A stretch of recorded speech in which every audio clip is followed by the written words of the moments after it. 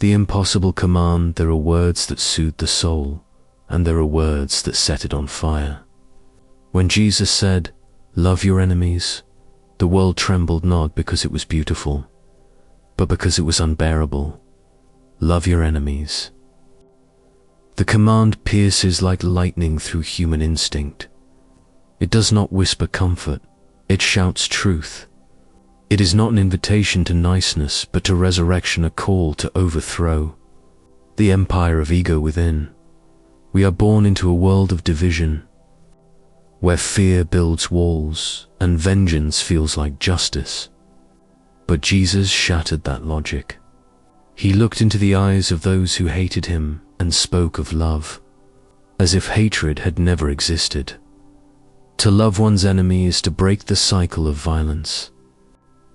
It is to step out of the rhythm of this world and into the melody of heaven.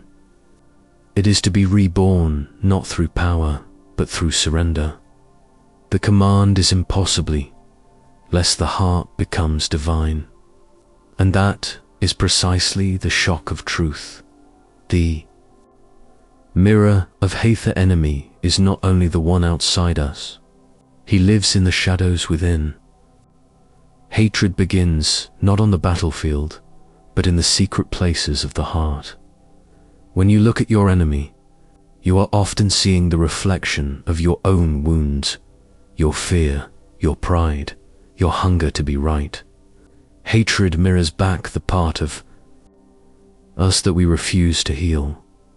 That is why Jesus calls us not just to peace, but to purification. To love the enemy is to confront the darkness in yourself, to stand before your own reflection and say, "You, too, are loved."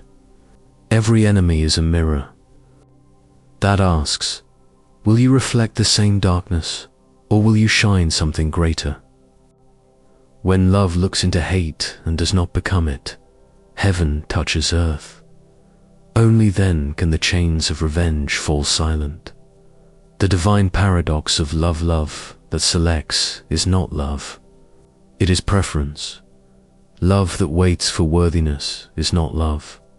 It is. Transacting the love of God knows no boundaries. It falls on the just and the unjust alike, like rain upon the desert and sun upon the sinner.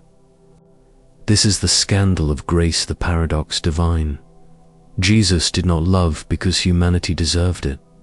He loved because his nature was love itself. To love your enemy, then, is to return to your original nature, the divine spark buried under layers of fear and pride. True love is not an emotion, but an act of rebellion. When you love one who despises you, you tear down the throne of ego and declare that hate no longer rules you. This is not softness, it is spiritual warfare. To love in the face of hate is to fight with light, not sword. Jesus and the cross, the ultimate enemy, encountered there on the hill called Golgotha. Love faced its greatest adversary. Surrounded by mockery, pierced by iron, drenched in blood, he prayed, "Father, forgive them, for they know not what they do." These words are the heart of divine revolution. The cross was not the defeat of love, but its coronation. The world saw a broken man. Heaven saw the birth of mercy. In that moment, love embraced the unworthy, and forgiveness baptized cruelty with compassion. The enemies of God became the children of God. The cross teaches us that to love your enemy is not to ignore pain, but to transform it. Love does not erase the nails, it redeems them. Every wound can become a window for grace to enter. The crucified Christ did not love from comfort, he loved from agony. And that is why his love cannot die. Love as revolution, to love your enemy, is not to surrender, it is to revolt. It is to refuse the law of retaliation that has ruled humanity since Cain and Abel. The world says, hurt those who hurt you. Jesus says, heal them. Every act of love in the face of hatred is an act of holy rebellion. It dismantles the machinery of revenge that drives our civilizations. Love disarms without humiliation. It breaks the logic of violence, not with words, but with the silent power of compassion. When we love our enemies, we are not pretending evil doesn't exist. We are declaring that evil will not have the final word. The cross was not a symbol of weakness. It was the sword of light. Cutting through the darkness of hate, real revolution does not begin in governments or wars. It begins in hearts that refuse to mirror their enemies.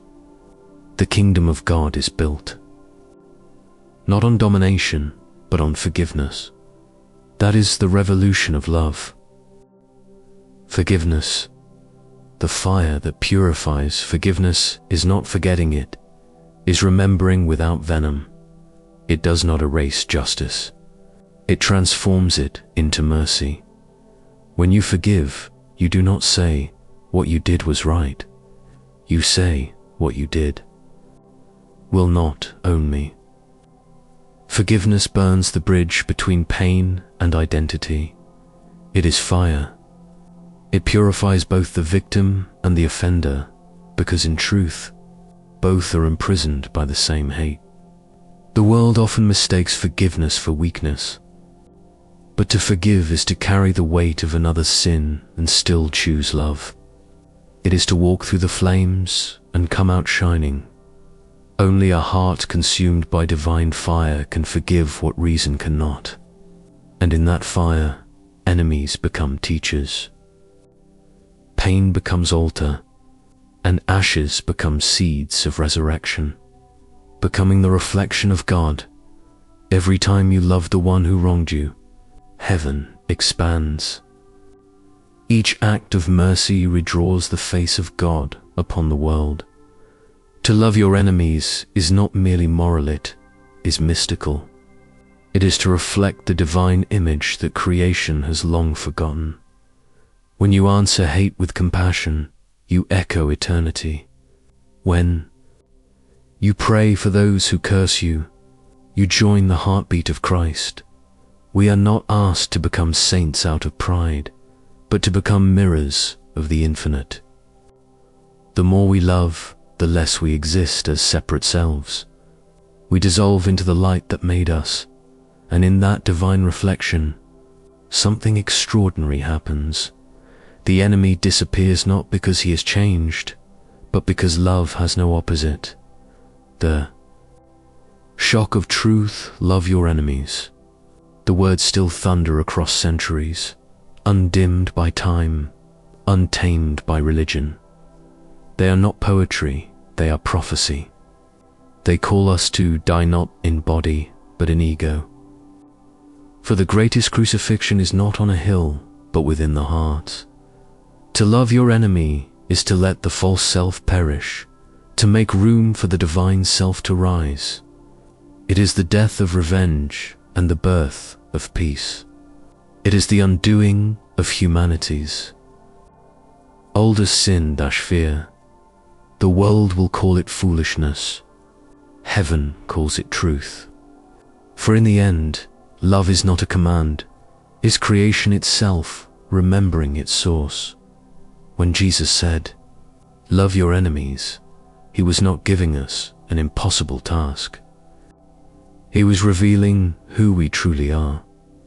The shock of truth is this: you were never called to win the war, you were called to end it with love.